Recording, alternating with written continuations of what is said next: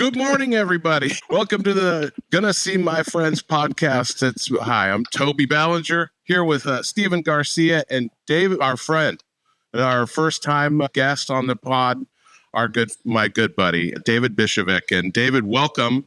Thank you for joining us on this lovely Saturday. Thanks for having me, Steven, Toby. This is awesome. Dream come true. Living the dream.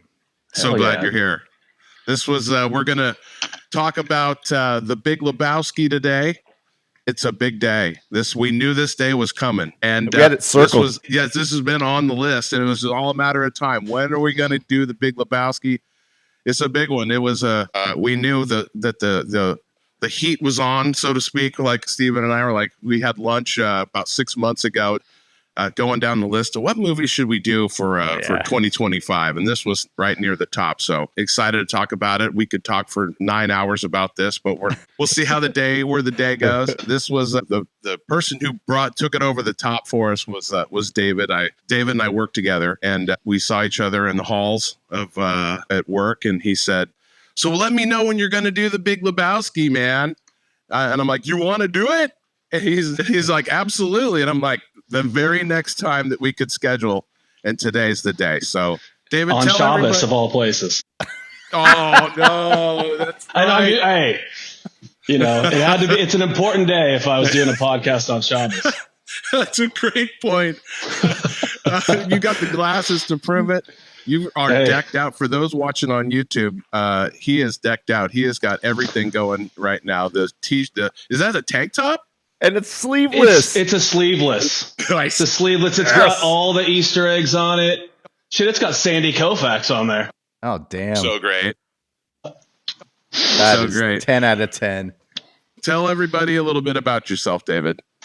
So I work with Toby Monday through Friday, but I'm also a screenwriter. I've had a little bit of success. Haven't sold anything yet, but things are out there. I finished my first novel, which is being shopped around right now. I'm an overall cinephile and maybe one of the biggest fans of The Big Lebowski. So I think I'm in the right spot for this right now. And I'm super excited, like I said, and grateful to be on with you guys. Oh, this is great cool, to have an expert with us today. Yeah. Steve and I have watched it. Again, we like to cover as many of the movies as we have grown up with, and just because they're so near and dear to our heart, you speak with a lot of passion about these movies. It's a movie that has been. I think there are college classes you can take about this movie. I mean, there's an endless amount. Well, there's a religion. There's a religion. Exactly. I was just going to say. Boy. Yeah. The dudism. Yeah. Dudism. That's exactly right. Yeah. Yeah. I practice it. I try. Clearly. I try. So let's get off and running. Let's start it. Steve is going to tell us, and put it your way, Steve. What are you going to do for us here? I'm just going to give you the tales. Notice I didn't say deets. Tales. Usually people say deets. I say tails. Hell yeah. Another example of it. Whatever. Anyways. The Big Lebowski came out. When did it come out? March 6th, 1998. Oh, wow. I'm off camera here. 1998. It was written and directed by Joel and Ethan Coen. It stars Jeff Bridges, John Goodman, Julianne Moore, Steve Buscemi, Philip Seymour Hoffman, Ben Gazzara, and Sam Elliott is the narrator. It's approximately 1 hour. Well, not approximately. It's 1 hour and 57 minutes. Its budget was $15 million, and it opened to just about $5.5 million, which I think the critics were kind of mixed on it. I think Ebert kind of gave it not a glowing review, but it said that it was a great film. It was a great vibe. It didn't have a plot. It had more of a vibe. That's what he was saying, which I kind of agree with. But overall, it grossed about $48 million. There we go. So it's made up for it a lot since then. Yeah, since it came out March 6th in 98, March 6th of every year is now the Big Lebowski Day or something like that. I can't remember exactly what it is. It's my daughter's birthday. Oh, wow. Wow. That is perfect. Man, the planets have aligned for you, David. I mean, Unbelievable. And that's it for the tales. The basic deets of the Big Lebowski, which is kind of now become kind of like a cult. I wouldn't say a cult classic because I think it's outgrown that. But I think initially when it came out on video, it was more of a cult classic. But now it's worldwide. It reaches into kind of every little subgenre of people, and it's got a pretty big reach. So, I consider it a big hit. That's my opinion. I consider it the greatest movie of all time. Yeah. Well, yeah, definitely. And like you said with the plot, it is a vibe. Yeah. And I think that's what's so cool about it. Not to mention it takes place in the 90s. Yeah. Which is like any movie that takes place in the 90s in LA for me it just does something to me. Like the soul. I don't know, like growing up, like watching movies, being a 90s kid, when you go back and you watch it, it kind of like puts you back in like a carefree type of state. Yeah, yeah. And then mixed in with like the philosophy of the dude, like it's just like it's a vibe, and it's just fun to watch. Yeah, and I think you hit it on the head. I think with the early 90s, sorry, I got fuzz. The early 90s, it was for me, I was just going into high school. I think I was a freshman in 89, 90. And I remember everything was just new. I was young and, you're going into high school and you're kind of scared, but not really. It's this weird thing. So you're in this period of transition. And I think that when the movie starts and it's in the 90s because it's the invasion of Kuwait. Right. But this aggression will not stand. It's during the Bush, so it's 92 to 90, whatever, or 89 to 92. Yeah. Right. You're right. Yeah. So, and then he post dates his check for the next year. What is it, like 89 cents or something like that? 69 cents. Classic. Just tells you exactly who he is right off the bat. Absolutely. Exactly. To Ralph's. Yeah. 69 cents to Ralph's for some expired half and half. When he's got it on his mustache, like he's already been drinking it. Yes. Yeah. The cold open is so great. But great. But yeah, I think shooting. But for me, the first time I saw this movie, I don't remember if I saw it in the movie theater. I think I saw it. I think my friend had it on VHS, and we watched it then. But I think the first time it hit me as kind of this stoner comedy, which at the time I was just coming out of that myself. I'd smoked a lot of that stuff in the early 90s. So I think for me, and when I was kind of coming out of that, seeing that or smelling it would always give me kind of anxiety because that's ultimately why I stopped, because it gave me a lot of anxiety. So when I first saw this, it was kind of like this stoner comedy, and I thought it was, it was cool, whatever. But as in watching it more and more over the years, I've kind of come to this realization that it's more. There's so many parallels to doing the deep dive of this to of the old noir films of the 50s and the 60s, and more specifically, I had just seen The Maltese Falcon probably a couple months ago, and I reading some articles and listening to, I think, Joel or Ethan Coen talk about it, or as they kind of modeled it after the Raymond Chandler novels, where the plot isn't so important as to kind of like it's mostly the kind of scenes, right? So the plot is just kind of like secondary to what happens to him as he goes to try to find this, whatever it is, his goal. Right. And so I saw that a lot comes of through. Yeah. And I saw a lot of definitely that, comes through. which, like the drinking back in the day was scotch. Here it's the White Russian. Back in the day, they're smoking a lot of cigarettes. Here it's a lot of joints, so, and he's trying to figure out this so-called, crime or whatever it is. And so I just saw a lot of parallels, and I thought that was excellent. So as I get deeper into this movie, you start to unravel. It's like an onion. You start to unravel all these layers, and you're like, oh, wow. I never thought of that. I never thought of that. So, yeah, that was. And the rug really ties the room together. Exactly. And it ties all the random scenes together too, because we kind of like lose, the plot halfway through, because a bunch of random stuff does happen. Right. But we always have to remember that it's the rug. Yeah. The inciting incident is, woo. Well, and that's kind of the McGuffin, I think, of the whole thing, because after the rug kicks off the whole plot of the story, and then he goes after. Yeah, and then it's like. And then it's like, oh well, my wife is kidnapped, and all that secondary plot kicks in, and then you kind of forget about the rug. But then he doesn't. He's just like, No. even when he's laying there and there's no rug, and he's just like, Right. But before he was like, He's like listening to like bowling, the bowling championships from like the year before. Like, exactly. And you never see him bowl once. He never bowls. Never bowls. Yeah. It's just implied. Yes. Yeah. I noticed that too. I thought Donnie's the only one who actually does any bowling out of the three of our main characters. I mean, you do see Walter stand there with the ball, with the cigarette in his mouth. And I'm like, okay, actually he does. Yeah. You don't actually see him bowl. He stands there and he starts walking towards the lane. But Donnie is the only one bowling, and he's bowling nothing but strikes. Yeah. He's throwing rocks. He's throwing rocks, and he is hot. The way he walks back. Hey, they're dead in the water. Smokey doesn't stand a chance. That's right. League game, Smokey. When did you see it first, David? So I actually saw it my sophomore year in college at film school. Okay. I thought at that point I'd seen every great movie known to man. And I was in screenwriting too with my teacher, Ian Corson. And he was like, we're going to watch a movie that a lot of you have probably already seen, The Big Lebowski. And when he said it, I thought it was Kingpin. Like I was at that point still, I was like, oh man, like whatever, like a stupid like bowling movie. Yeah. And he told us that he saw it at Sundance, and it was the biggest movie at Sundance that year. Everybody saw it multiple times because it was so funny. So I sat there and I watched it for the first time in a classroom setting, and I was laughing so obnoxiously.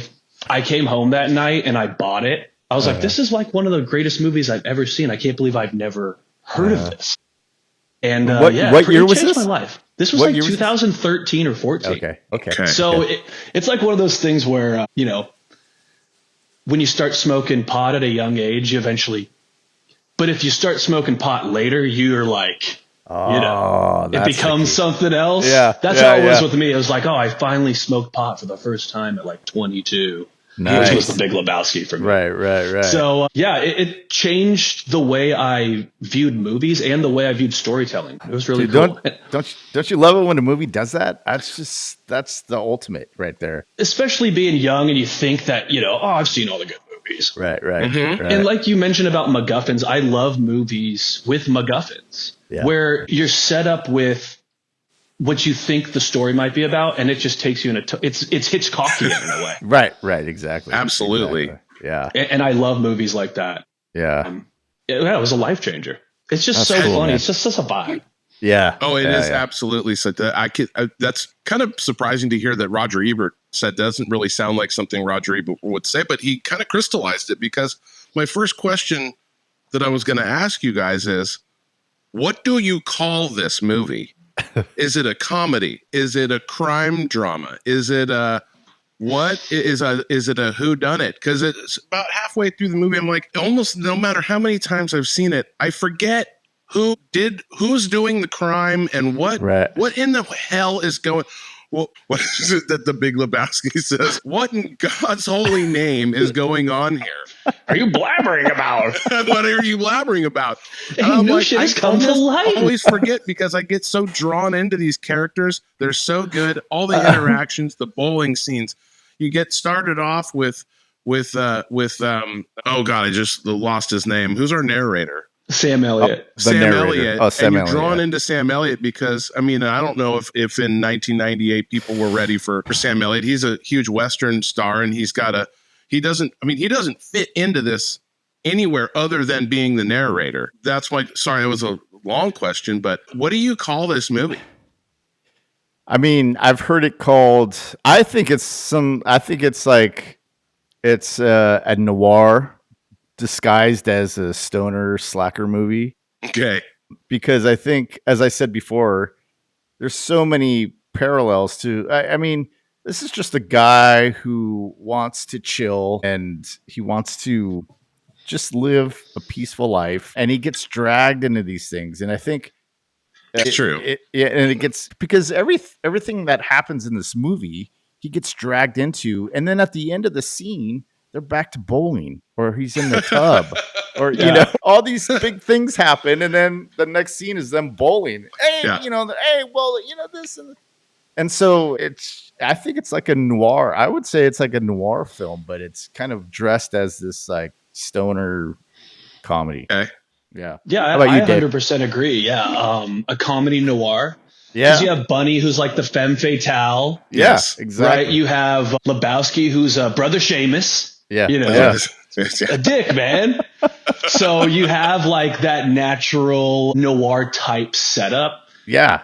but you know, it's a comedy. Right. And it's a stoner comedy too, but the Coen brothers, they play with tone so well. Yes. They can mix comedy with high tension, like thriller. Like, you know, you look at movies like Fargo. Yeah. And Oh Brother, Where Art Thou? Like, they're funny, but they're also their own genre too. Yeah. So I like how you mentioned how this is like a noir film, because it is. Yeah. Yeah. Like, he's a detective, just the worst one of all time. And Toby, what you said about like not knowing what's going on, even after I watch it now, I'm like, who's telling the truth? Because you're kind of left to decide, because at the end, you know, the Big Lebowski's like, oh, you know, I think you stole the money. Right. So we don't actually know. And what I've come to believe is that everything Walter says is right. Yeah. Everything Walter's saying is right. Yeah. He just doesn't know how to present it. Yeah. That's right. I mean, he's presenting it. Walter, we could do a whole podcast just on Walter alone. John Goodman is absolutely priceless in this role. I don't know if there's a better role for John Goodman. I mean, every time when he's on the screen, you have to be paying attention to what he's doing. 100%. Even his facial expressions. Well, he demands it. I think that character demands it because he's so loud and boisterous. You know, it's like he was modeled after. Do you know who John Milius is? He wrote and directed of Conan, the original Conan. I think the first two Conans, and he also did Red Dawn. So he was he came up with Lucas, Scorsese, Spielberg. He came up in the 70s, and he was just kind of like this neocon, like war hawk. Cigar smoking, but he surfed every day and he loved guns, and he was just this boisterous dude. That there's actually a documentary on, I think, Hulu, on one of the streaming services. It's just called Milius, and it's just a story about his life. And he's just this just like Walter. I mean, he's just like that guy. So I think that character begs to, like, not begs, but he just demands the attention, and he's always wearing glasses. I feel like that's symbolic of his. Yeah, of his view of the life. It's like he doesn't let you see what's real. He's always like, but you know what I've noticed too, Stephen? Sorry to cut you off. No. Because I have these type of glasses on too. They change the way you look at the world. It makes it like red and dark. Right. Yes. So like he's constantly in a state of like seeing red too. Right. So he's like angry. Yeah. You know, he lost a lot of dudes and no. Yeah, man. He did not watch his buddies die face down in the mud for this crumpet, this whore. Oh, yeah. Yeah, exactly. I love that character because he's so, you just demand. I mean, and also it brings up another point, which I wanted to make, which was the whole the whole thing about what this movie, or maybe the Coen Brothers, I don't know, but during this time, especially during the early 90s, which was this idealized thing of what masculinity is, right? So you have Lebowski, the Big Lebowski, which is the name of the thing. He's this rich guy in a wheelchair, and he's just bums, you hippies. He's all about doing well and status and appearance, and I have money, and and then you have Walter, who's this like gregarious, just kind of like what did I write down here? He's like machismo, right? He's just like this guns, and then you have the dude, which is kind of like this guy who's just I just want to have a peaceful life, man. That's all I want to do. I don't care about anything. I'm not really buying into all this stuff. And so it kind of that permeates in this movie of all these sides constantly at battle with each other, which I think even is Donnie life. too. Yeah, Donnie, exactly. As like the most docile one. Right. Shut the fuck up, Donnie. Yeah. Poor Donnie too. Yeah, Poor Donnie, man. God. I mean, you know, man.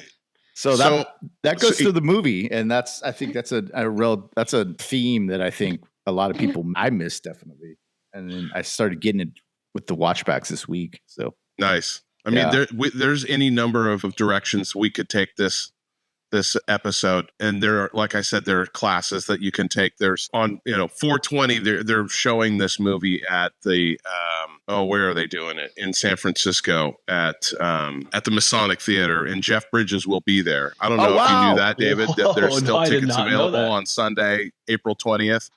Because this is the #1 stoner movie according to, I believe it's High Times, and I'm sure there's other authorities now other than High Times, but it beats out Half Baked, it beats out Kumail, they go to White Cat, Harold and Kumar go to.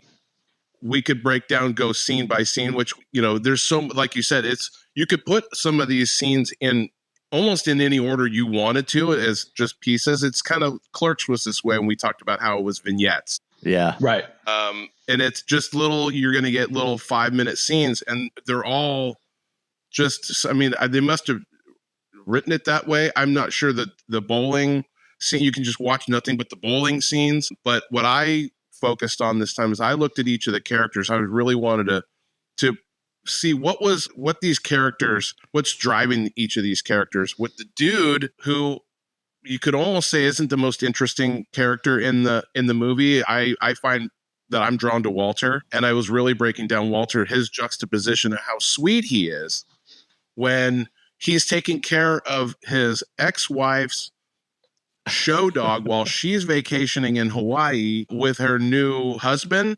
Marty Ackerman. And that's right. He's a first and last name. We get the first and last name. And the dude's like, what? And then 2 seconds later, he's holding the gun out. He's pulling a gun on Smokey. Yeah. Just the wide range of emotions for Walter. And Donnie, who I don't know, and maybe you guys would know, as I'm watching this, was Steve Buscemi given a script?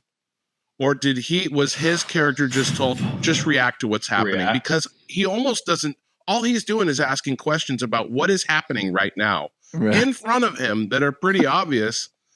That is just, that's why he's been told to shut the fuck up the whole time. He's like a child who just wandered into the middle of a movie and was after his, That's right. And that's exactly what Walter says. You come into a conversation halfway through, you're like a child.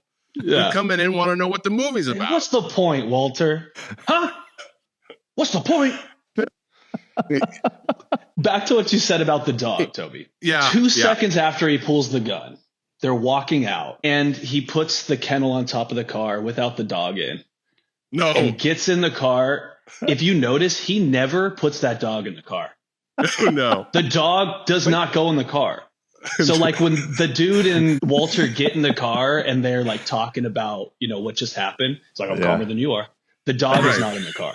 Right. So as well as his intentions were to watch his ex-wife's dog, right, he loses that dog that night. So I don't know. That's a little something. If you go back and you notice it, the dog does not make it past that night. No, I thought the dog was in the car when they were going to drop the money off. I thought I heard a dog like whimpering, but maybe I just might be, but yeah, continuity purposes. If you watch it, the dog does not enter. Does the dog go back into the carrier once he lets the dog out at the bowling alley? It's just gone. Unbelievable. Comes out with the carrier, but the dog's walking with him. And he never lets the dog back in the car. Oh, no. Yeah. And like the cops pull up. Also shows you the response time of LAPD at that time. They bowled an entire game. And then the cops showed up. We got to get out of here. They're calling the cops, man. Put the piece away, man. They're calling the cops. Away. Oh, shit. Hey, this is not Nom Smokey. There are rules. There are rules. Yeah, that's what I wanted to bring up with my, like, a couple of my uncles were in Nom.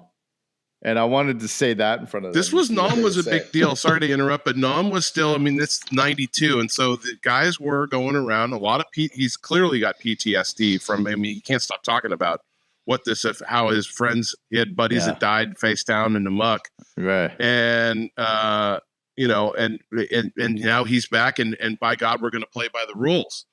Right. Well, I think at that time too, I think the Vietnam War was still fresh in people's minds just because. Big time.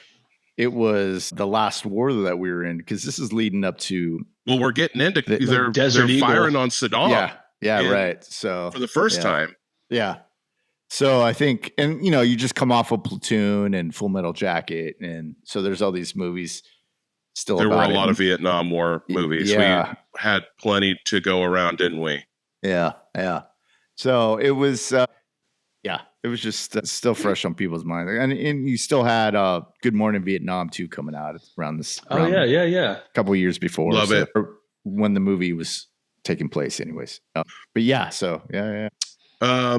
With the dude, I think is like you said, like we're saying, he says it when he gets drugged. He says his thesis statement. All I care about is I'm just as the rug. Like as he's passing out at Jackie Treehorn's place. That's it. His motivation is singular. Yeah. All he wants to do, he doesn't care about the money. The money would be nice. 10% of $500,000. Five is apparently $5,000 to him. Like, wait a minute. Oh, yeah, that deal. I mean, that's a great deal for Jackie Treehorn if it ever goes down. He's also want to write a check for $5,000. I'm like, completely 1%, bro. Again, I dig the way you do business, Jackie. He can't be bothered. I'm wildly jealous of him to be able to just go through life. All he does is ball and drink White Russians. Well, dude, essentially he's that tumbleweed throughout the whole movie. Mm-hmm. He's Good just call. getting blown into these situations. Exactly. And he's not asking for any of this, is he? Right. That's and great. he's kind of just being taken in. Shit, you're peeing on my rug. What the hell, man? He can't even react. He doesn't get mad. No, he puts on his glasses. Every time shit happens, he puts his glasses on. And he's just like, at least I'm housebroken or whatever it is. And like, obviously you're not a golfer. Yeah, exactly. So, I mean, he's just this dude that's just trying to get back to his peaceful life. And all these external things don't let him. And he's like, now they call him, and now he has to go and try to find this wife and drop off money. And all he wants to do is, like you said, Toby, all he wants to do is bowl and take a bath, smoke some weed, and drink some White Russians, and just have a kind of just a peaceful life. And listen to whale music. Yeah, literally. And bowling. Yeah, exactly. And bowling and listening to strikes being bowled and crowd cheering in the background from 1987. Songs of the Whale, dude. Yeah. Songs of the Whale. And I'm like, those were, far out. Yeah. Yeah. And so, just chilling in a tub. I mean, his coping mechanism he's put in these situations, he's not ever really sure what room he's in. And the way he uses what the last thing he heard somebody else say. Oh my gosh, I love that you said that. Yeah. He uses it wrong too. Yeah. And he uses it wrong. And sometimes he uses it back to the person that he originally heard it from. Yeah. But given the light of all this new shit, given the parlance of our times. Yeah, it's the parlance of our time. How he says this aggression will not stand. He heard that at Ralph's and immediately incorporated it into he's just walking around and just saying other people's quotes as a way to communicate. It's the way, I think the way Steve and I first met each other, where this is how we were talking in the break room. We pass each other. He'd throw a movie quote out. I'd throw one back at him. We'd high five and then go back to our offices. Same with me and you at work, David. We did the exact same thing. And it was like we were just only communicating in other people's lines. That's the dude. I've been doing that forever. And the people that you can do that with are friends for life. Yeah. Because movies and specifically movie quotes. Yeah. I don't know. It does something to a friendship because you can relate on a different type of level. Yeah. This is one of those movies where every single scene has like a line you could drop. Yeah. And it's kind of an inside joke thing. You have this little connection of because I was telling Toby when I first started at the firm where I met Toby, like me and I think my cousin who worked there as well would always say to each other, we'd always trip over something and just be like, have that removed. And that was just this thing from Stripes, from back in I think 81, Bill Murray. Bill Murray, Yeah. And you still say that to this day, and I do too. Yeah. Because I thought it was hilarious, and I was like, "What's that from?" But it's that little inside joke thing that you could say to people, and that's the connection. And then you try other ones, and then they're like, "Oh, they didn't get that one." But then they try stuff on you, and then you're like, "Man, I know that's from something." yeah. That's always that thing of like, that's that connection. That's great. 100%. I agree with you, David, on that one. Definitely.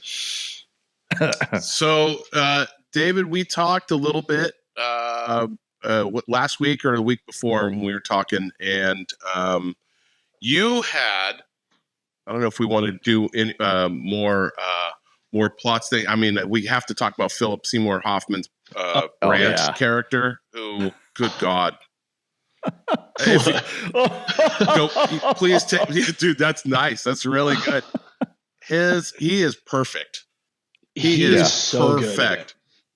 He is the ultimate it's like an attaché or some kind of, not quite a butler, but it takes it so seriously and is so sincere about it too. You're like, this guy is serious about this job. Oh my God. When one of my favorite parts in the whole, honestly, one of my favorite parts is when we first see Philip Seymour Hoffman and the dude is in the Big Lebowski's office and he's looking at all the plaques. Oh yeah. And he touches one of the things and Philip Hoffman's like, please don't touch that. Yeah. And then the dude kind of keeps talking and then slowly reaches out and touches it.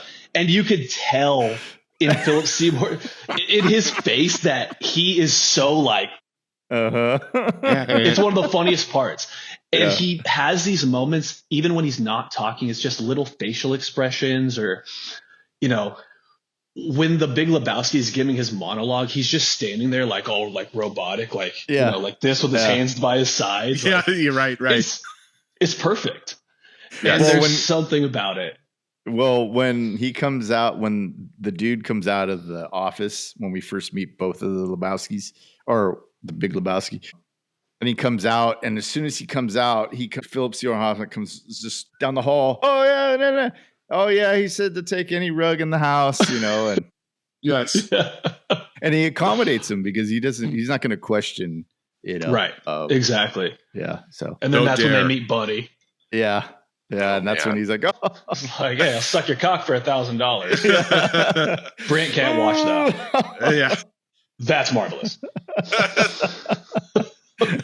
Yes, we're all quite fond of her. She's very free spirited. Who is that? Your boyfriend? He's a nihilist. Oh, must be exhausting. Looks exhausting. And of all people, the dude who is, I mean, you would call him a pacifist. He doesn't, as Walter puts down pacifism big time. So does the Big Lebowski, or so does Right, the Big Lebowski. They both talk about but he is the definition of a pacifist. But he looks at the nihilists I mean, that's the ultimate. I don't know if you call it pacifism. Nihilism is just that you don't care about anything, right? But he's he said it must be exhausting as he's asleep. The guys, then the nihilist number one is asleep in the pool, And then when they go to leave, he's okay, dude. Well, let's get you out of here. And he's like, all right, I'm just gonna go find a cash machine.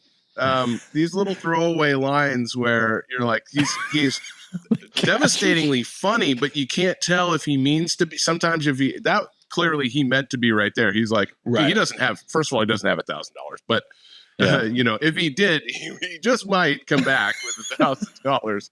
Right. Well, I think it's the idea that it gets. Because he ends up sleeping with the daughter. Well, I forget the daughter's name. Maud. Yeah. That's what it was. And all it took was, it didn't take much. He just did it. So I think anything. Well, again, it happens to him. Right. He's exactly. Like, hey, that's my robe. Got to. Another roach. Yep. But he swallows that one, doesn't he? Doesn't that one shoot down his throat? Yeah. I hate that. Don't you? Oh God, you know exactly. You're all. Oh, that looked like it hurt, dude. That's a Cheech and Chong. That's a Cheech and Chong thing. Totally. He's all. Yeah. So funny. Yeah, we got to do Cheech and Chong. That's a good one. Yeah, we do. Those were the stoner movies when I was a teenager. That was the only ones. I think they almost invented the genre. Right. Yeah. And I don't know that I ever looked at this movie as a quote unquote stoner movie, but you're right. He is talking about, he's a, Well, I'm just using the parlance of our times here. Yeah. He says, you mind if I do a J? And he's in, at the mansion. Are you surprised at my tears, sir? Oh, fucking A. That's one of my favorite parts. That one, or when he's like, fucking A. Mr. Lebowski, dude. Yeah. Dude. Huh?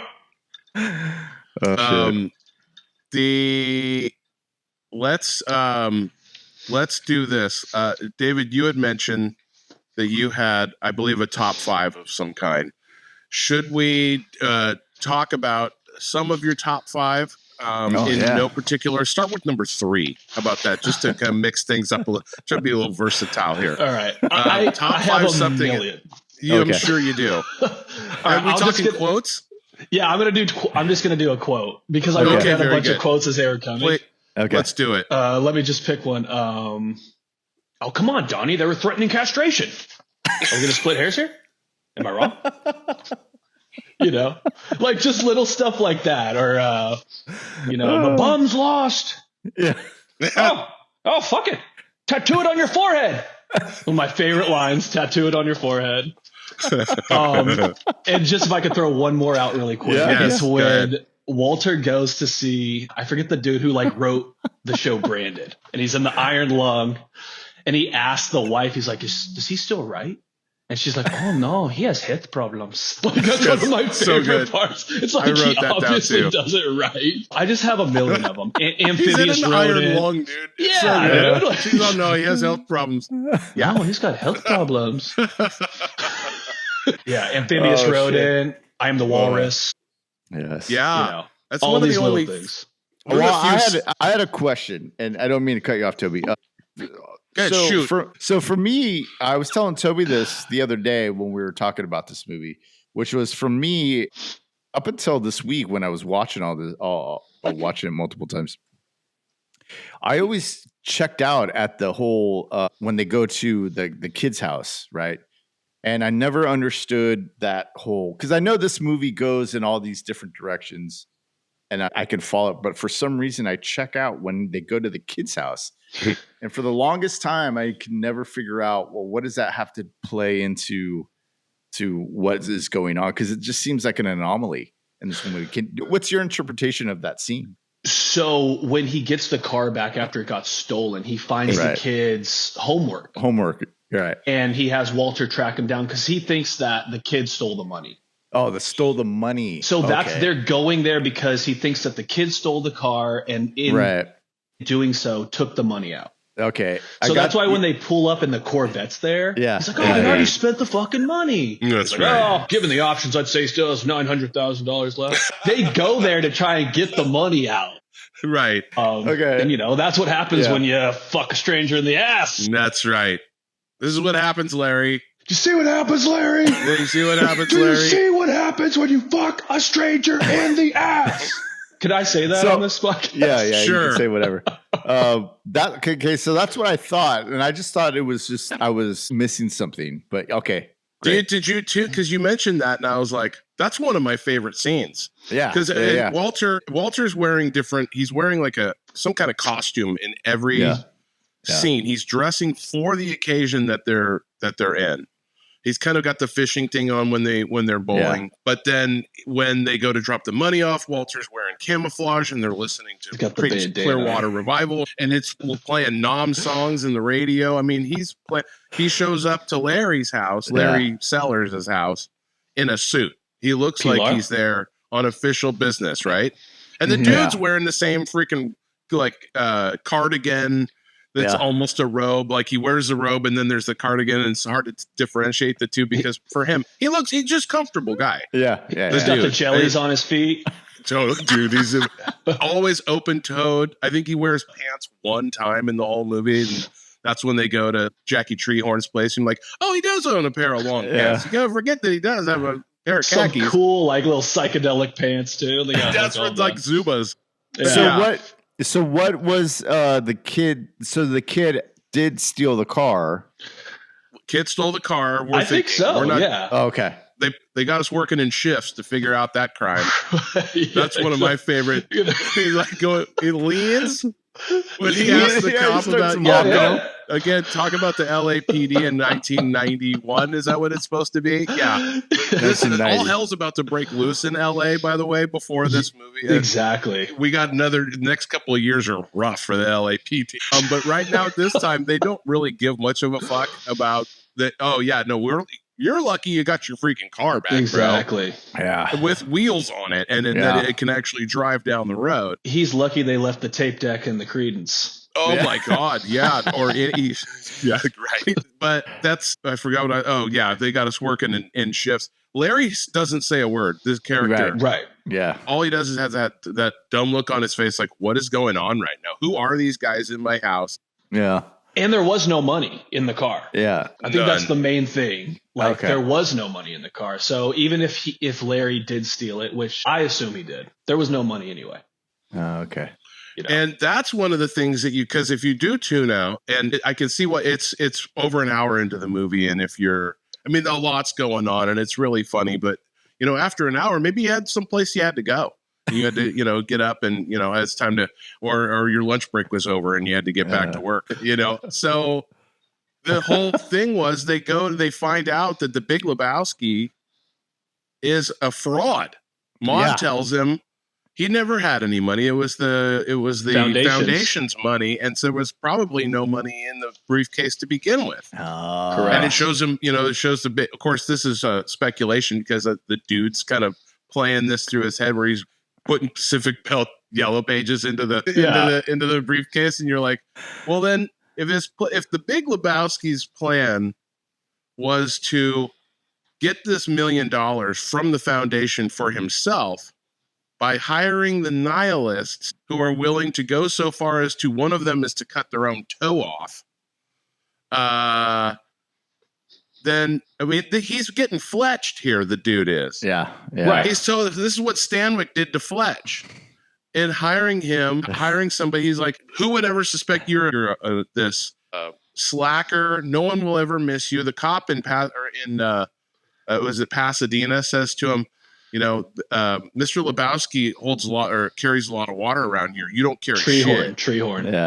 Treehorn. Oh, yeah. Treehorn. That's and. But that's the whole point, is that he's a kind of a nothing, right? He's right. Invisible. Go ahead. No, he says that at the beginning. He's like, just because we're this and this and this, you think we can? And he's like, well, aren't you? Yeah, exactly. Well, aren't you? Well, yeah. Yeah. It's true. He hasn't done. Yeah, he's just the patsy. He's the perfect patsy. Yes. Yeah. And I think that carries. Kind of like when it hits that point, it's like, because for me, back when I was first watching it, that was the scene for me that was like, I'm the dude in this thing, because I would have done the same exact thing. I would have been like, well, you didn't get the money to him when her life was on the line, and I would have been stressing out about it. Exactly. Oh, dude. All right, Steve, do you have any what am I forgetting here as far as so the dude? Okay, we talked about Donnie. Donnie wears different bowling shirts.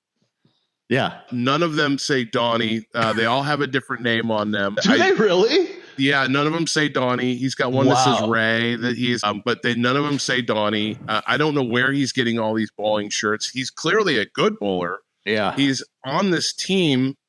He's sitting in the chairs from the other lane. He's never sitting with the dude and Walter. So he's kind of an outsider in this group of three guys, which is clear because most of the scenes are the dude and Walter arguing like an old married couple most of the time. And he only asks questions. He's I'm the walrus, I think, is one of the few statements he actually says. Right.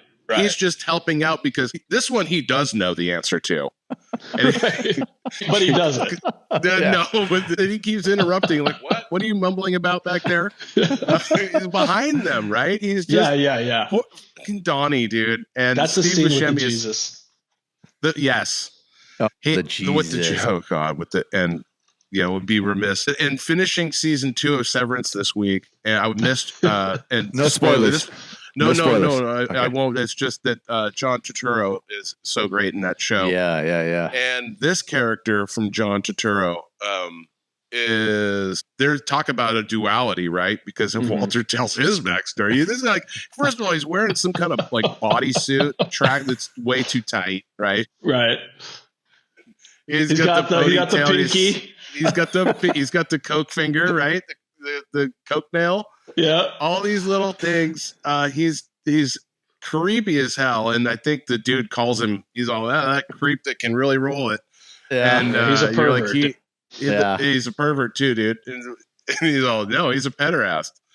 And, What's a pederast? And the dude's all, oh yeah, and he like. Then then Walter tells the story, but the dude's reaction is like, "Oh yeah, like I'm just kind of happy to hear this story." Well, before we get into Jesus, one thing I'll just say one thing about Donnie is I saw this Easter egg online, and it said that it kind of early in the movie when they're kind of threatening the dude with his testicles, like we're gonna chop off your whatever. What do you need those for, dude? Johnson. Yeah, Johnson. Donnie is wearing one of his bowling shirts has the name Johnson on it, so it foreshadows his death in that obscure way. That's a little Easter egg, which I thought it was very, very intelligent, very smart. Well, the Coen brothers are highly intelligent, and everything in this movie is there for a reason. Yeah, 100%. Again, we could do a whole podcast, another hour podcast of just breaking down what's going on in the background. Yeah, 100%. Yeah, right. Yeah. On the subject of the Jesus and Donnie, one of my favorite subtle moments is when the Jesus blows a kiss. Oh yeah, and then it cuts back to Donnie, and because it's in slow motion, his blink is like really slow, and it's good. To me, it's one of the funniest parts. Like I could say that about everything being the funniest part, but in that scene, it's one of the best parts because it's like. Just great acting with no words. Just and you feel it. It physically hits him. The blink for the kiss. Jesus' blink or a kiss hits Donnie, and he's pushed back by it. Literally, dude. He has this visceral reaction to it. And you're like, it's just the dumb look on his poor face, right? Yeah, exactly. Yeah.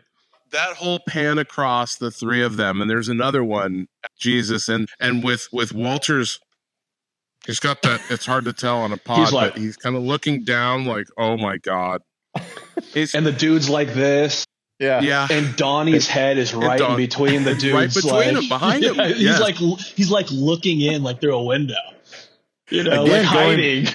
Going back to what Toby was saying, he's the outsider. He's constantly on the outside. He always has to look. Right. He's like peeking in through something. Yeah. I don't know why Donnie enjoys hanging out with these guys other than he just doesn't know any better. Right.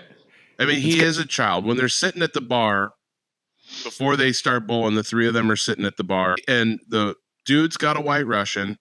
Walter's got beer. I think it's Miller High Life, I want to say.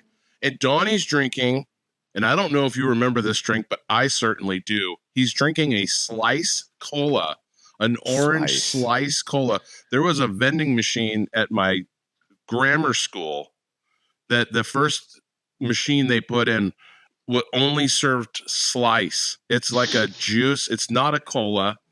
It's not around anymore? No, God, no, it's not around anymore. What it was barely around then. I don't know where they found that. 98, it was gone. But in 91, what is it now? It's just gone, dude. It was only around...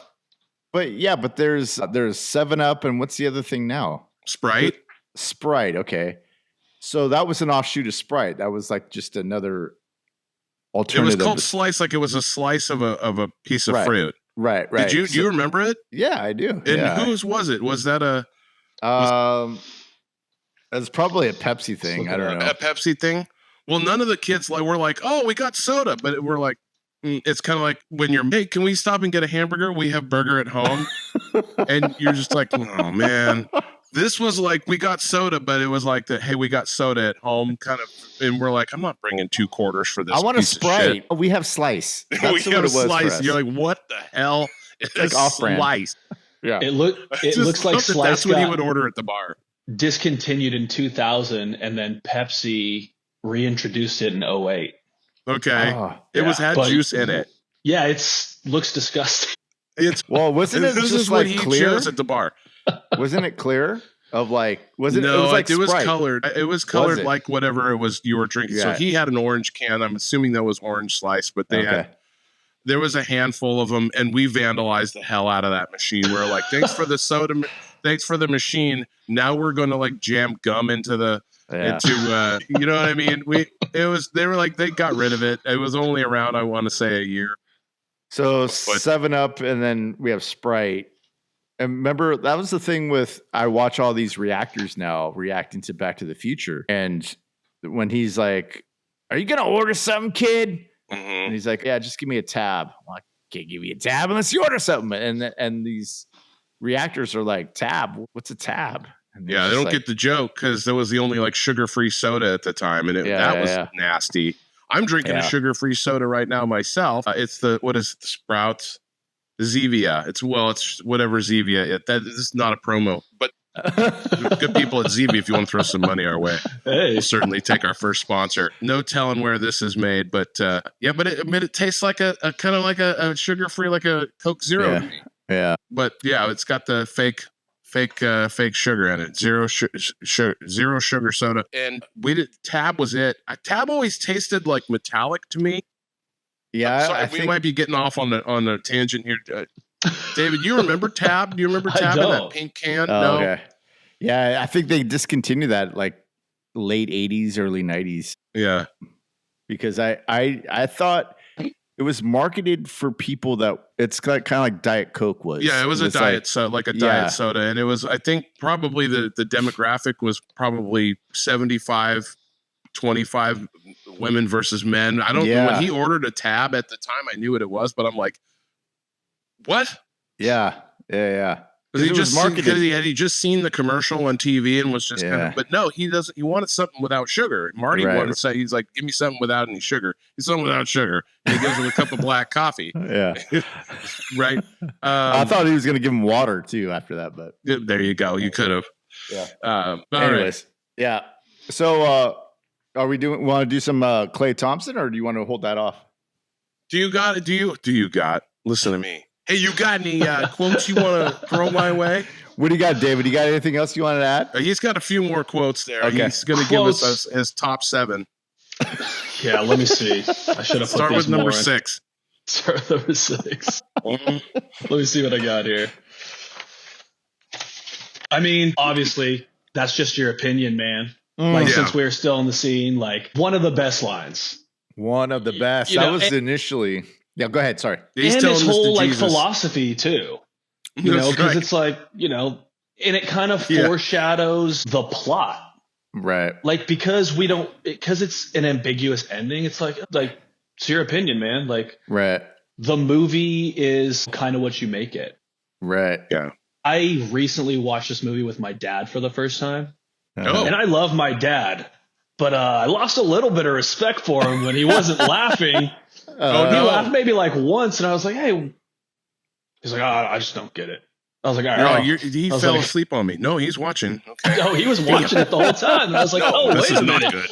And I'm still over there like laughing the entire time. And, at the end, he's like, I just didn't get it. And I was like, it's just your opinion, man. Like, Well, he also says at the end too, which is often quoted, is, well, the dude abides. Yeah. And I think that's the whole, including that's your opinion. I think that's the whole theme of the movie, is that this dude just kind of goes with whatever's happening, and he just tries to make the best time out of it. Right. And he does abide. He's got a good buzz going most of the time. It seems like he's got a white Russian, or a Caucasian, as he calls him. Hell of a Caucasian, Jackie. The Caucasian Jackie always has like 4 ice cubes in it, and you're like, when this movie came out, I remember, it was still relatively fresh in people's minds in the early 2000s. I know by that point it was about 5 years old. But when I started, the new group of friends from the law firm, when I started there, where Steve and I worked over at Brayton in '03, and meeting Nolan and his group of friends. They had their kind of party house at the time, and they had a White Russian station. And our buddy Slammer was Sam. Oh, Sam would drink White Russians, and there was the Big Lebowski poster on the wall. I mean, it was already a favorite in that house at that party pad. Yeah. And they were, and I was like, boy, I know this movie as well as I need to, just to be in this room with these guys. We're obsessed. After I watched The Big Lebowski, I started drinking White Russians too. They're good, right? They're delicious. They're sweet, so you can get really sick off them. But they're delicious. Yeah. I remember ordering one at a bar one time, and the bartender was like, White Russian? It's been a while. I was like, man, I like The Big Lebowski. That's the only reason why you really drink one at this point. That's right. Yeah, it's a lot of ingredients, and it is a lot of dairy, and the Kahlua is a lot. But you just want it for the vodka. Yeah. It sticks with you. It'll coat the inside of that mouth, boy. I'll tell you what, dude. Nothing like, that's why it's always on his mustache, and he always has that milk. Right. Exactly. Right from the first time we meet him, he's got it on his mustache. He's writing that check, and he's writing it on. And it's fine to drink it in the store, but if you're going to buy it. But I just love that little bit about him where he's standing and not in the right. We're all the way back to the beginning again. Dude, you could do this all day long. Yeah. He opens it up to smell it and he's still not sure. He's on his way home from He smells it a couple of times. He smells it a couple of times. He's not, and we're like, this isn't ever going to go in the refrigerator.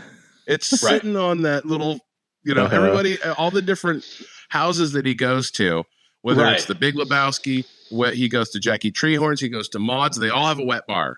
Every one of them. He's got a wet bar in his place too. And it's half and half's out. Yeah. And the half and half is sitting out just this is LA. He's wearing shorts. They're not cold. It doesn't tell us what time of year it is, but it doesn't really matter. It's LA. Right. You're not going to be cold a whole heck of a lot, but when he goes and sees Maud and he sees the friend with the cleft asshole, Knox Harrington, the video artist. And he's like making a Caucasian over there too, and it's like, wait, everybody just has like White Russian ingredients. Yeah, exactly. They have it for him. No, he's never hurting for one, is he? No, and that works out wherever he goes. He gets a cocktail. I think it said he drinks 9 White Russians in the movie. Oh wow! Oh, yeah, there's a couple other. I pulled up the whole by numbers. I was like, how many times? I was just wondering how many times does Walter tell shut the fuck up, Donnie? Right. There was some debate over that, but the number. Okay. Well, anyway, we don't have to go in the number of times it's mentioned that the dude's rug was urinated upon. Minturated upon.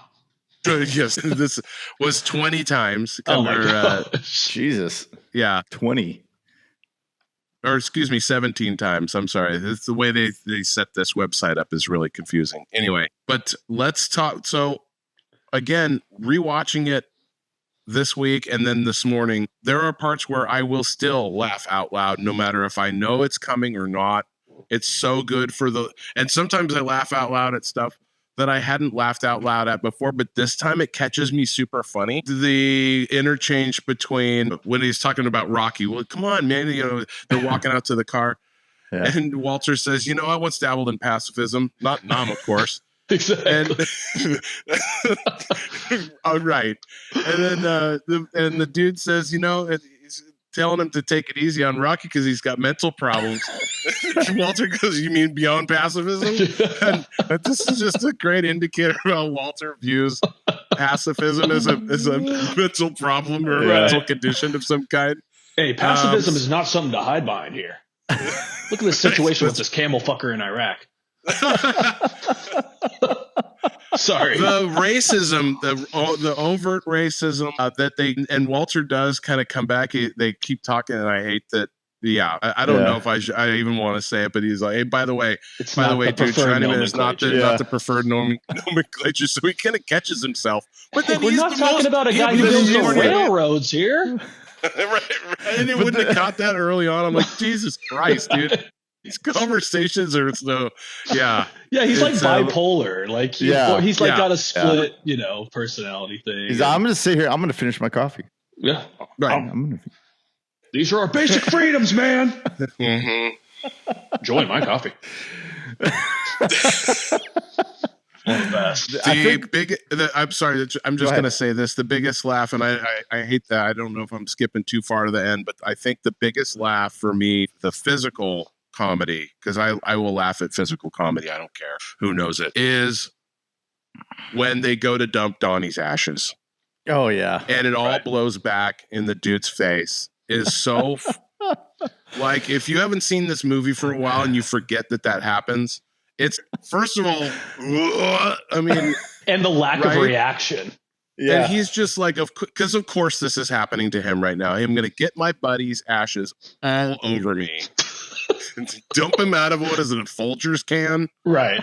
Just, it all makes so much sense for these people. Like, they wanted an urn, and that was going to be $150 or something like that. They didn't have that. And it's like, they just put him in a coffee can and walked out.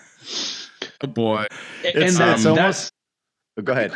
No. You go ahead.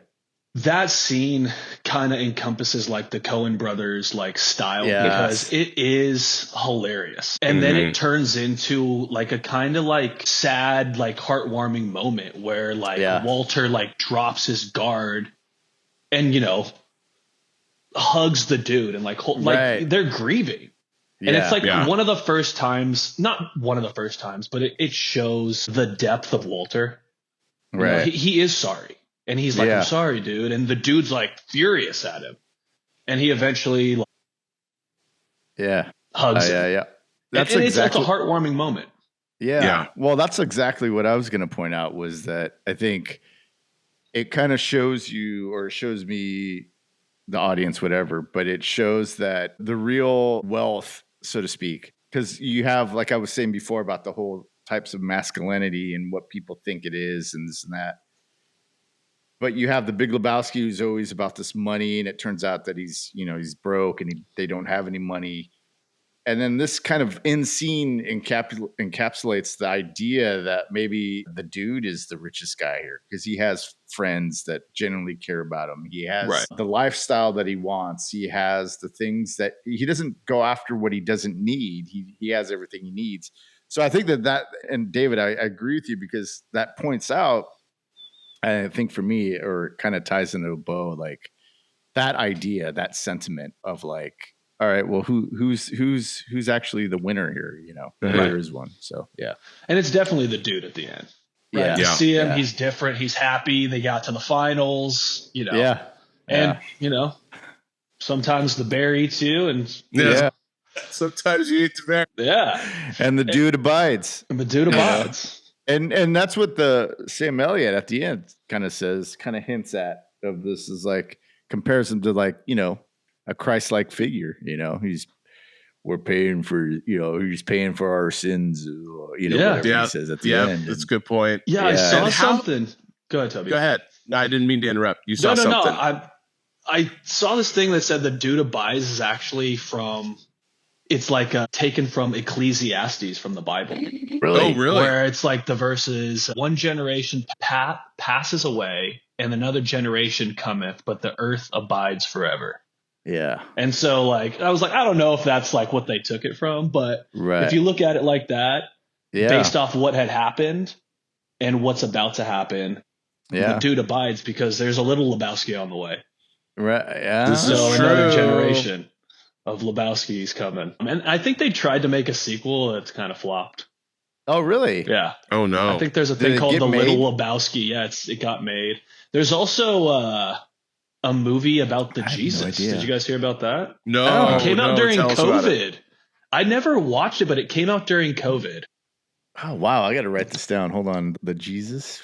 Yeah, let me see if I could find what the name of it. Well, it's not his backstory, I hope. I hope not either, because I don't want to see. It's called The Jesus Rolls. It got a 4.4 out of 10. I think I heard about that. Yeah. During COVID. Yeah. It's not. I never watched does it have it. John Turturro? Mm-hmm. Get out of here. No, I swear. Yeah. 2019. I'm gonna have to watch it then. Yeah, I never watched it, but you know the cover of the movie is him licking the bowling ball. So In that little purple nod. jumpsuit. In the purple jumpsuit, dude. Unbelievable. Looks like he's got cornrows. Does he really have cornrows? Well, he's got the do-rag in this one, right? He's just so good. Turturro is just so good. And he's been in a bunch of Coen stuff. I know. I was gonna say Barton Fink. Fink, and that's right. Steve Buscemi's in a bunch of them, and he dies in all of them too, doesn't he? Yep. They kill his character off. Like he's the one who put in a wood chipper in Fargo, and poor Steve Buscemi. Did he ever live all the way through any of the movies? Maybe that's why they killed him off in that one. Yeah. Oh boy. But no, you hear him though. He escapes. He's the one who runs out the door, and then you hear the cops come, and then there's a bunch of shots. It's assumed that he dies in that. So, let me see. Do you guys want to do the Clay Thompson? Boy, this is a tough one, man. Yeah. There's so many good ones. Really. David, you're the guest. You go first, man. Oh man. So obviously John Turturro would be, but I'm not gonna do that. Oh, you should. Take it. All right, I'll give it to John Turturro just because he's seen in 2 scenes. Yeah. And he's one of the most memorable characters in the movie. Yeah. I mean, they even made a spin-off of it. Yeah. So for that reason alone, mixed in with the Spanish version of Hotel California, and he's got his little lackey Keith behind him, who's always kind of For me, John Turturro will get that 6-man award in The Big Lebowski. We're gonna fuck you up, man. That's just like your opinion, man. Let me tell you something, pendejo. You want to take your piece out and flash it on the lanes? I'll take that fucking thing, stick it up your ass, and pull the trigger till it goes click. Jesus. You said it, man. Nobody fucks with the Jesus. That is awesome, dude. Well done. Appreciate it. Dude, the only reason I got mad is because that was mine. Yeah. Yeah, so I didn't have a backup. One? Let me see. You do have a backup. Good. I better not take mine. Fuck, dude. I mean, I told David what mine is. He did? Let me hear yours. I'll pick up. Mine's the landlord. Mine is the landlord who comes, knocks on the door, and the dude opens it up, and he's standing there in these PE coach tight shorts, shorty shorts, and he's so awkward in talking to what could be the biggest pacifist on earth, and he's still horribly, horribly nervous. And he's like, "Hey, dude, finally got that venue for my dance quintet." I always want to say that it was his band was going to play, and then they do go and see the dance quintet, and I'm like, I forgot they go and see him in this thing, and he's wearing no clothes at all. I mean, the guy, his name is Jack Keller, Kehler, and he's freaking phenomenal. And then the whole point of him coming over to tell him, he invites him to come see the dance quintet on Tuesday, and which of course the dude, I'll be there, man. And then, oh, by the way, it's already the 10th, so he's got to remind him that he's 10 days over. The rent's been due for 10, because of course the rent's due, and he hasn't paid it yet. Right. How would this guy even have any money? How would the dude even have any money? But yeah, the landlord. And then David, you mentioned something. You're all, next time you watch it, check out when he turns and walks away. Right. Tell me what. So go ahead. Yeah, when he comes onto screen, like you said, he's wearing this outfit, but you don't see the reveal of how short his shorts are until he walks away, and it's like a split-second thing. Right. But every time that happens, I laugh because it looks so funny because he's got high white socks on and these little short shorts, and he walks away kind of Yeah. But you said it perfectly. He's really nervous around the dude who's the last person you should be nervous about. Oh, absolutely. Yeah. And I love that they showed up to his dance quintet too. They all do. They showed up. They showed up. They showed all support, which is awesome. Hilarious. Shit. And I also read something about that scene that was an ode to Barton Fink. Oh, was it? Yeah. Makes Let me sense. see where That I makes found sense. that. Yeah. But I love that character. He's also talking about stoner comedies, if I can, for 1 second. He Yeah. is at the Yeah. very beginning of Pineapple Express. He gets served Okay. by Seth Rogen. And he's the one who like opens it up. Is like, get a real job, you fucking cocksucker. Oh, like, no way. Yeah, that's him. Just a little Oh thing my for God. the That's next great. one we do. Yes. Yeah. Yes. Pineapple is so good. But So, I love so that scene. good. I love that character. That's an awesome choice. Mine, you guys took both. Oh no. Well, I mean, I was so adamant about the Jesus that I didn't Yeah. really pick another one. I guess I'll have to pick way down on the list. One of the not the Nihilists, but one of the initial guys that come in. Woo. Your Lebowski. Oh yes. Your wife which is Bunny. which is played by Mark Pellegrino. Hell yeah. Yes. I've He seen was him in a lot Jacob of other on things. Lost. Was that? I love He him was Jacob so much. on Lost. Oh, was he? Yes. Okay. So I love that guy too because he was. Yeah. I have a Yeah. sweet spot in my heart for that man. So, but go ahead. Well, I mean, he just has a small role in it, but I think that every time it's so. I mean, obviously he has to come in and do damage, especially when he's. Is he the guy that shoves in his head? Yeah. That's He delivers one of my favorite lines on the movie, which is "Where's the fucking money, shithead?" Yeah, like it's yes. just like he's so great. I don't know. I think it's I need another look or something. What does he say? What's the line? David. He's you all, got let me it. check. Yeah, Yeah. let me check down. He's and like, "Oh, I don't down know. there. It's down there somewhere. Let me take another look." That's right.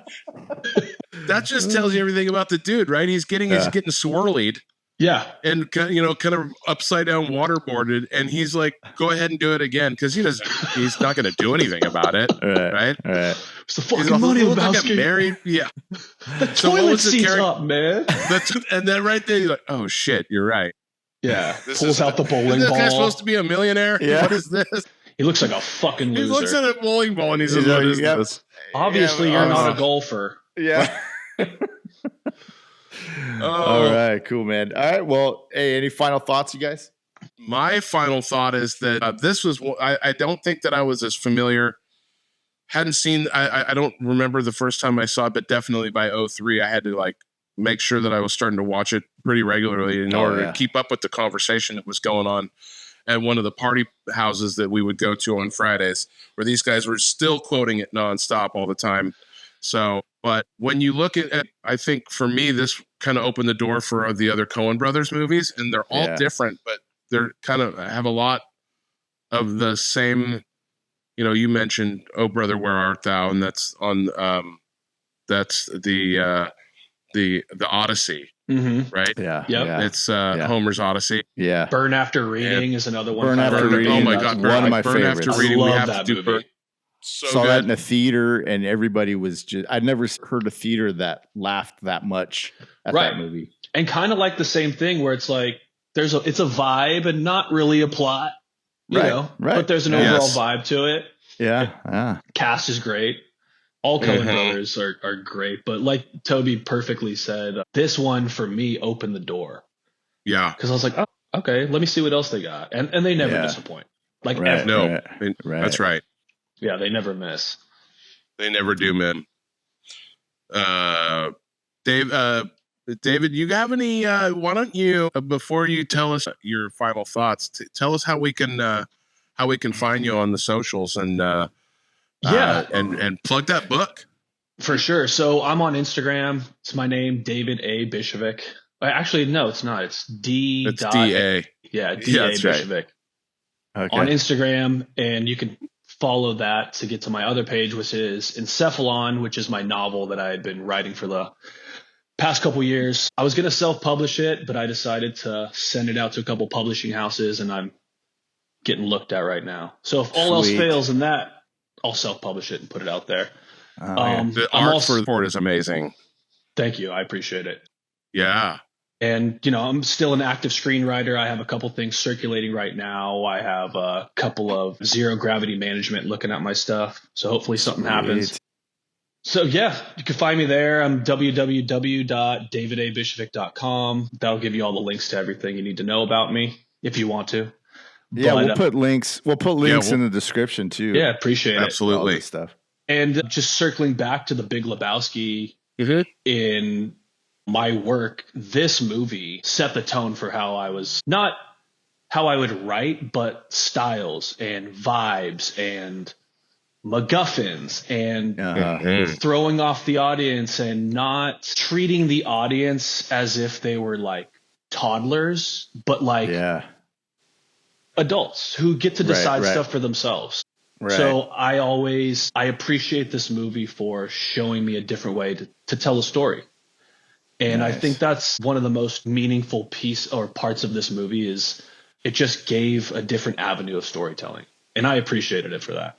Not to mention it was Definitely. fucking hilarious. Yeah. That's right. Well, yeah. That's you hit the nail on the head on that one, man. And I appreciate both of you guys for Nonstop. having me on. Like, Yeah, dude. this is so fun. Like, we could do a million of these for each Yeah. scene. Yes. We should go through each scene. yeah. Yes, you could, and people have.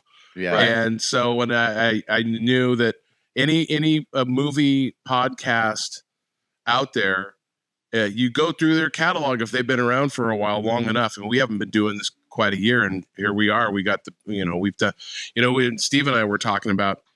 We probably have to go back at some point, and now that we kind of have a better feel about what it is that we're doing, and go back and like, did we already do Fletch? Did we already do Back to the Future? Oh, we did.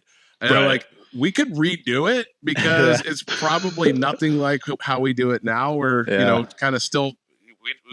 We're still figuring this out, but everybody's got one. If you go back through and everybody would have a different opinion. And this talk about it's a great movie or it's a great whatever it is. If it's a great album, if it's a great book, if you can have all these different people from all different walks of life going back over 30 some years later, almost 30 years later, and still discussing it, and everybody having different. I liked this part about it. And I thought that, you still see new things every time that you watch it. And, 100%. I laugh out loud at different things. And next time I watch it, I'll laugh out loud at some other things. It's just whatever kind of strikes you funny. Yeah. It's priceless. I own it, download it. And I've probably got the DVD and VHS somewhere around here. So Yeah.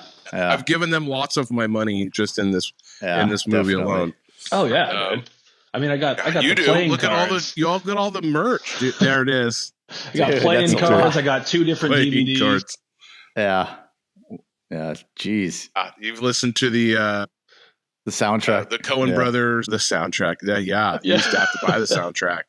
You Great have to. soundtrack too. Amazing Yeah. soundtrack. Like Bob Dylan right up the front, like The Man in Me. Yeah. Yeah. That's a great song too. Yeah. Great songs. Terrific All right, songs. Steve, man. last thoughts on this, or what do you think? I just think that this was kind of like the movie that I think on repeat viewings is kind of giving me more insight about how it is that I view movies in general, because this thing is kind of the kind of movie that I like anyways, is because it has, like I said before, it has layers to it. And with each repeated viewing, you can kind of dissect it in that way. So that's what I appreciate about this movie. It's a great movie. I give it like a 9 out of 10. Nice. I think it's awesome. And yeah, great movie. Hell yeah. Yeah. David, every you're scene. a 10 out of 10. I'm a 10 out of 10 on this one. Yeah, I'm with you. I'm a 10 out of 10 as well. I can put this on anytime. Yeah. It's downloaded to my iPad, and I can just put it on if I'm in an airplane and they've got no Wi-Fi. Guess what? I got the Big Lebowski that I can watch it anytime I want, baby. Yeah. I mean, there was some days during COVID where it was just on repeat. It would end. Yeah. The DVD that I had would just end and then just repeat and cycle through. Yeah. No way. Keep it on. And it's just funny every time. And Yes. I'm the kind of guy who, when I'm alone, I'm quoting the movie out with it and, just laughing like that because it's so funny. Yeah. Being like a cinephile and having this, long list of movies, I always thought it was like Indiana Jones, like, Raiders of the Lost Ark or something. Right. And a couple years ago when I just watched it like maybe 5 times in a row, I don't know what I was doing that day, but Toby might know. But I was like, oh, this is my favorite movie of all time. Yeah. Like this is, if I'm on a desert island, give me the Big Lebowski, give me a White Russian and we're chilling. Nice. So that's awesome. I could do it forever. Sweet. All right. Yeah, it's it's a safe space Yeah. to just I know what's going on when this movie's on. Exactly. And I know how to feel. If things are chaotic in your life, put this on, and within 10 minutes you'll have forgotten about that thing that was pissing you off. Hopefully. Exactly. You can like forget it. You can escape into this world where you just, like this guy has been dragged into so many things. But yeah, that's well great. Put. That's so well put, because everything that he goes through, like, it's a movie, but you're like, if he can do it, if he could just like be totally chill with that, can't be worried about that shit, man. Life goes on, man. Yeah, dude, that's right. And I got never man. left alone. Well, that's the pod, everybody. Thanks for stopping by, and thanks for listening. And David, thank you so much for giving us the push over the cliff that we needed to finally do the Big Lebowski. It feels good, feels right. So I appreciate it, and thanks for being able to come on Saturday. Yeah, I mean, you're in the new place.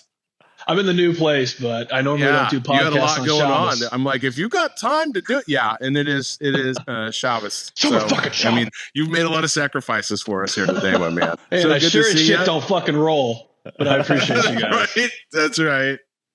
Seriously, Steven, but this Toby, is an emergency. I really appreciate you. Yeah, you're very welcome. You're very welcome. This was great. You were welcome anytime.